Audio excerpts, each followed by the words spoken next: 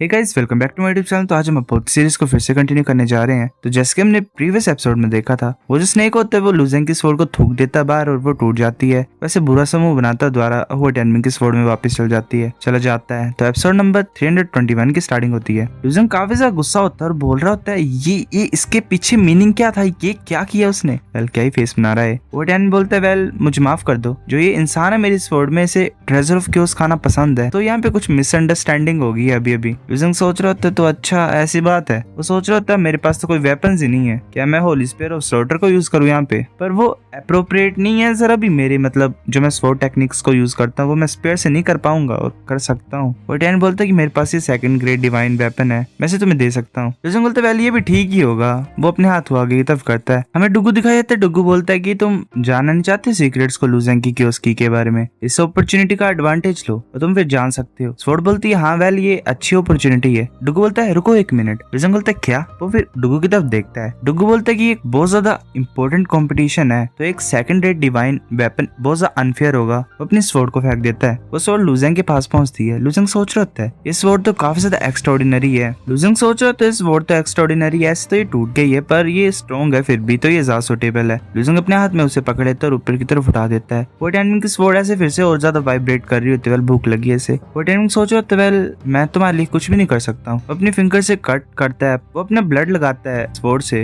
और उसे सील कर देता है। वो जो स्वॉर्ड होती है फिर वो धीरे धीरे शांत होने लग पड़ती है। वो टाइमिंग सोच रहा था हैरानी की बात नहीं कि जब मैंने पहली बार इस स्वॉर्ड को रिसीव किया था तो मेरे को एक ब्लड सीलिंग टेक्निक को इम्पार्ट करना पड़ा था इसके ऊपर, क्योंकि जो सोरिंग स्नेक है वो रुकता ही नहीं है। लुजेंग ने वो स्वॉर्ड अपने हाथ में पकड़ी होती है। लुजेंग सोच रहा था जैसे मैंने इस स्वॉर्ड को टच किया मैं काफी ज्यादा थॉट्स को फील कर पा रहा हूँ अपनी बॉडी में। ऐसे तो ये मेरे साथ कम्युनिकेट नहीं कर पा रही है जैसे डुगू के साथ करती है, पर ये कुछ ज्यादा लाइट है और इसका तो कोई वेट ही नहीं है। ये लोगों को ऐसे अनकंफर्टेबल नहीं कर देती होगी तो ये कैसे डिफेंड कर पाएगी मेरे एनिमी के अगेंस्ट में। ये थॉट्स हैं जो ये मेरी तरफ भेज रही है काफी ज्यादा फ्रेंडली है। इसके अंदर कुछ ज्यादा पावरफुल स्वॉर्ड स्पिरिट होगी। ये क्लेवर है, ये अपने वेट को एडजस्ट कर पा रही है जैसे कि मेरी मूवमेंट्स है। लुजेंग ऐसे यहाँ घुमा रहा होता है उसे। लुजेंग और वो टाइमिंग एक दूसरे की तरफ देखते हैं। लुजेंग बोलता है ठीक है कंटिन्यू करते हैं। अब बोलता है ठीक है। वो अपना अटैक यूज करता है। वो अपने वेल स्वॉर्ड इंटेंट को रिलीज करता है। एक मार्शल आर्टिस्ट बोलता है अल्टीमेट डिवाइन डाउ ऑफ जस्टिस है, ऐसा लग रहा है कि वो टाइमिंग यहाँ पे जीत जाएगा इस मैच को। दूसरा बोलता है कि इसके पास पहले भी एडवांटेज था पर इसने ऐसे बेमतलब कैसे डिले किया। लुजेंग अपनी स्वॉर्ड को ऊपर की तरफ उठा लेता है और वेल प्रिमिडियल क्योस इंजेक्ट कर रहा होता है स्वॉर्ड में। वो स्वॉर्ड होती है वो बोलती है तो प्योर क्योस की है, ये अनबिलीवेबल है, इतनी ज्यादा क्योस की इसकी बॉडी में करके रही है, ये इसने मैनेज कैसे किया ऐसा करने के लिए। लुजेंग अपना अटैक यूज करता है रिटर्न टू ओरिजिन यीशिन स्वॉर्ड। वो एक स्लैश करता है आगे की तरफ। वो स्लैश वो टेनमिंग की तरफ जा रहा होता है। वो टेन बोलता है ठीक है चलो एंड करते हैं इसे। वो भी अपनी स्वॉर्ड को आगे की तरफ वेल करता है और जल्दी से मूव कर रहा होता है वेल एक लेजर की तरह ही। वो जल्दी से मूव करता है और अपनी स्वॉर्ड को पीछे की तरफ करता है और एक कट को आगे की तरफ करता है वेल मतलब स्लैश टाइप को। एक मार्शल आर्टिस्ट बोलता है जो पावर थी लुजेंग की स्वॉर्ड के पीछे वो तो काफी है लोगों को डराने के लिए, पर वो टाइमिंग डायरेक्टली उस लाइट ऑफ स्वॉर्ड की तरफ मूव कर रहे हैं। दूसरा बोलता है एक बहुत सा खतरनाक मेथड हुआ टाइमिंग यूज नहीं कर रहे, ये पावरफुल है, इतना सा पावरफुल है कि वेल ये टेरिफाइंग ही है, वेल डरावना ही है एक तरह से। इस टाइम जो नंबर 1 है ड्रीम बैटलफील्ड में वो पक्का ही हुआ टाइमिंग ही होगा।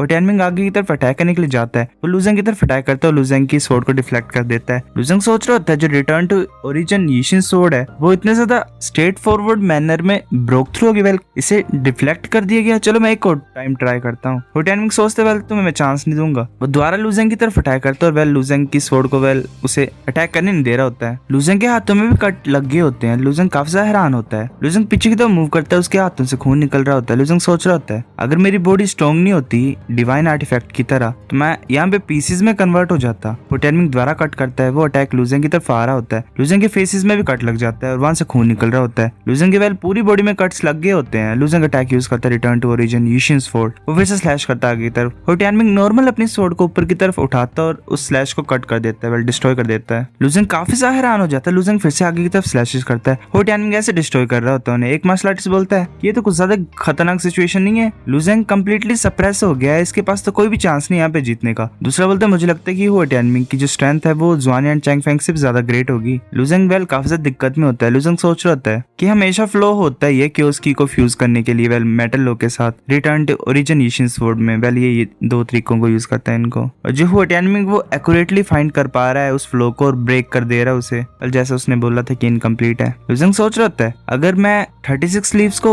ओपन कर पाऊं और प्रॉपर्ली एंटर कर पाऊं इमोशन सर्विंग डिवाइन डाउ में तो मैं उस लास्ट जो ब्रोकन यूनिटी है उसे भी एलिमिनेट कर पाऊंगा। ये बुरी बात है कि मैं डाउजी नहीं हूँ अभी। लुजेंग फिर से स्वॉर्ड को पकड़ता है और सोच रहा होता है ऐसे ही काम नहीं कर रहा है, चलो मैं दूसरे मेथड्स को यूज करता हूँ, चलो देखता हूँ मैं इसे सप्रेस कर पाऊंगा। लूजिंग ऐसे अपने हाथों पे स्टार एनर्जी को लाता है, वो गोल गोल रोटेट कर रही होती है। लूजिंग अपना अटैक यूज करता है, star battle body, the glory of the stars. Losing आगे की तरफ अपने हाथ को करता है और एक बहुत बड़ी एनर्जी बॉल होट एनमिंग की तरफ जा रही होती है। वो जो एनर्जी बॉल होती है वो पूरी स्टेज को डिस्ट्रॉय कर देती है। होट एनमिंग बिल्कुल ठीक होता है, वहां पे ऐसे खड़ा होता है जैसे वेल कुछ नहीं हुआ होता। वेल भाई क्या कूल बंदा है। लूजिंग काफी दिक्कत में होता है, स्वॉर्ड सोच रही होती है कि मैं अपना बेस्ट कर रहा हूँ और मुझे भी लगता है यहाँ पे लूजिंग हार जाएगा, वो कम्प्लीटली सप्रेस कर दिया गया है होट एनमिंग के द्वारा। लूजिंग सोच रहा होता है ना ही थंडर ट्रिब्यूलेशन किल काम कर रही है, ना ही स्टार बैटल बॉडी काम कर रही है। ऐसा लग रहा है कि मुझे स्वॉर्ड के ऊपर रिलाई करना पड़ेगा, पर जो return to origin Asian sword है उसमें फ्लॉज है। अगर ऐसी बात है तो चलो मैं दोबारा करता हूँ, मैं कुछ और टाइम ट्राई करता हूँ। वो आगे की तरफ स्लैशेस कर रहा होता है, होट एनमिंग वैसे डिस्ट्रॉय कर दे रहा होता है। लूजिंग सोच रहा था कि इतने ज्यादा टाइम मैंने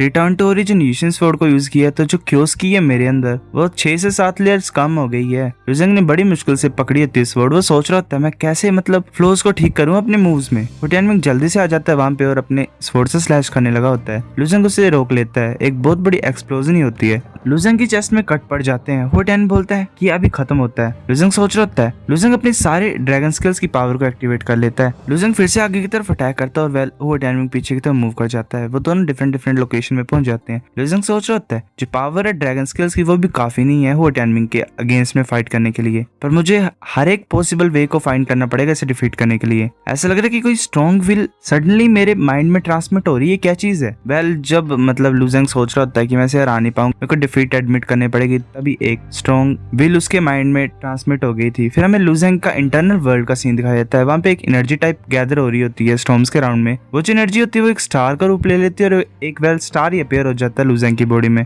वो जो स्टार होता है वो रोटेट करना स्टार्ट हो जाता है। लूजिंग की बॉडी से बहुत ज्यादा खतरनाक तरीके से एनर्जी निकलती है वेल जो कि पूरे एटमॉस्फेयर को चेंज कर देती है एक तरह से। और वो एनर्जी इतनी ज्यादा खतरनाक होती है कि हर तरफ एनर्जी जारी होती है लूजिंग की बॉडी में। वो जो लूजिंग की बॉडी में एक लाइट का क्रॉस अपीयर हो जाता है। होट एनमिंग बोलता है ये क्या चल रहा है, ये क्या है, क्या चीज?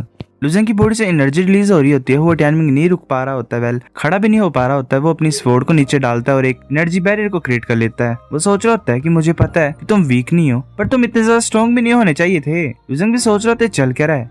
जब मैं ऑलमोस्ट हारने वाला था होट एनमिंग से, तो जो क्योस की थी मेरी बॉडी में वो पूरी तरह से कंज्यूम हो गई थी। उसी मोमेंट में मेरे को एक बहुत सा स्पेशल फीलिंग आई और अंडरस्टैंडिंग आई मेरे दिल में। ऐसा लगा कि किसी ने मेरे माइंड में कोई थॉट डाली है और ये जो फीलिंग है ये अभी भी एग्जिस्ट कर रही है। वेल मेरे माइंड में है जो मतलब हुआ भी थोड़ा ये एक ही इंस्टेंट में अपीयर हुआ और डिसअपीयर भी हो गया। वेल जो स्टार आया था वो गायब भी हो गया। वेल गायब पता नहीं हुआ भी है कि नहीं। लूजिंग सोच रहा था ऐसा लग रहा है कि कोई मेरे इंटरनल वर्ल्ड में ब्रीथ कर रहा है और ब्रीथ आउट कर रहा है, वो भी स्पीड ऑफ लाइट से। लूजिंग फिर से नोटिस करता है वो जो एनर्जीज होती हैं वो गैदर हो रही होती हैं और एक स्टार में फिर से कंडेंस हो जाती हैं कि उसकी ऊपर की तरफ जा रही होती है। वेल स्टीम बन के वेपर बन के और उस स्टार के पास पहुंच जाती है। वो एक 8 ट्राइग्राम बन जाता है। लूजिंग सोच रहा था कैसी चीज है जो क्योस की है वो उस क्रिस्टल की तरफ क्यों अट्रैक्ट हो रही है मेरी बॉडी में और इस शेप में क्यों ट्रांसफॉर्म हो रही है। ऐसा जो क्योस की है मेरी बॉडी में वो मेरे कंट्रोल के अंडर नहीं है, पर ऐसा हो कैसे रहा है। स्वॉर्ड भी बोल रही होती कुछ ज्यादा अजीब है। अभी एक सिंगल मोमेंट में मैंने फील किया कि इसने डिवाइन स्पार्क को अचीव कर लिया एक इंस्टेंट में। ये हो क्या रहा है तुम्हारे साथ? मिस्टेरियस गर्ल भी चुप होती है। वो सोच रही होती है ये जो पावर है सिर्फ एक ट्रू गॉड मार्शल आर्टिस्ट ही रेडिएट कर सकता है, पर इसने एक्चुअली अचीव कर लिया इंस्टेंट डिवाइन स्पार्क को। ये सच्ची मुझे सरप्राइजिंग है। मैं 3 जनरेशन से इंचार्ज हूँ इस हेवनली डाउ के, पर ऐसा कभी भी अपीयर नहीं हुआ। हर तरह के जीनियसेस होते ही हैं, पर इस तरह का जो फिनोमिना है वो काफी ज्यादा रेयर है। गॉड डोमेन में भी ऐसा होता ही नहीं है। जब कोई डिवाइन डाउ में स्टेप लेता है तो वेल पॉसिबल होता है इंस्टेंट डिवाइन स्पार्क को अचीव करने के लिए, पर इस तरह की जो डिवाइन स्पार्क थी वो रियल डिवाइन स्पार्क नहीं होती है। ये अनस्टेबल होती है, इतनी ज्यादा मतलब पावरफुल नहीं होती है। पर जिस टाइम पे वो उसने एनर्जी रेडिएट की थी वो थियोरेटिकली ऐसा था कि लूजिंग ट्रू गॉड बन गया है, पर इसके पास डिवाइन स्पार्क प्लेट नहीं है। तो एक डिवाइन स्पार्क को कैसे होल्ड कर पा रहा है? अगर डिवाइन स्पार्क को एक डिवाइन स्पार्क प्लेट हेल्ड नहीं करती है तो वो इंटरनल वर्ल्ड को डिस्ट्रॉय कर देती है। तो काफी ज्यादा इनक्रेडिबल है। वेल जो डिवाइन स्पार्क प्लेट इनको एज अ गिफ्ट मिलनी थी वो डिवाइन स्पार्क को कंटेन करने के लिए यूज होती है। लूजिंग बिल्कुल ठीक हो गया होता है। वो सोच रहे होते हैं बुरा नहीं है, ऐसे पावर कम्प्लीटली अनफेमिलियर है, ये एक्सट्रीमली ये काफी ज्यादा अच्छी है मेरे लिए, चलो मैं इसे ट्राई करता हूँ। जो क्योस की होती है वो ऊपर की तरफ जा रही होती है उस ट्राइग्राम की तरफ, और जो ट्राइग्राम से वो एनर्जी जा रही होती है वो उस क्रिस्टल की तरफ जाती है और उसे पावर अप कर रही होती है। वो ऐसे प्रोसेस चल रही होती है और स्टार और ज्यादा पावरफुल होता जा रहा होता है। लुजेंग काफी ज्यादा एनर्जी को रिलीज कर रहा होता है, फिर वो नीचे आ जाता है। वो टैनमिंग की तरफ भी जो एनर्जी आ रही होती है लुजेंग की, फिर वो टैनमिंग नॉर्मली खड़ा होता है और उस एनर्जी को डिस्ट्रॉय कर देता है। वो बोलता है क्या ये भी डिवाइन डाउ की पावर है? तुम इमोशन सर्विंग डिवाइन डाउ को कल्टीवेट कर रहे हो तो तुम्हारे पास गोल्ड मिरर डिवाइन डाउ का डाउ यूनिट कैसे है सेम ही टाइम पे? वेल दो डिवाइन डाउ। लुजेंग बोलते वेल मैं भी श्योर नहीं हूँ इसके लिए, पर एक चीज सर्टेन है, ये जो पावर है ये ग्रेट यूज होगी मेरे लिए। लुजेंग अपनी स्वord को आगे की तरफ करता है। सो गाइस एपिसोड नंबर 321 इतना था। अगर आपको वीडियो पसंद तो लाइक करनी पे, फिर भी लाइक कर दो, शेयर कर दो दोस्तों के साथ, कमेंट करके बताओ अगर आपको वीडियो कैसी लगी है, सब्सक्राइब करो। तब तक के लिए बाय बाय।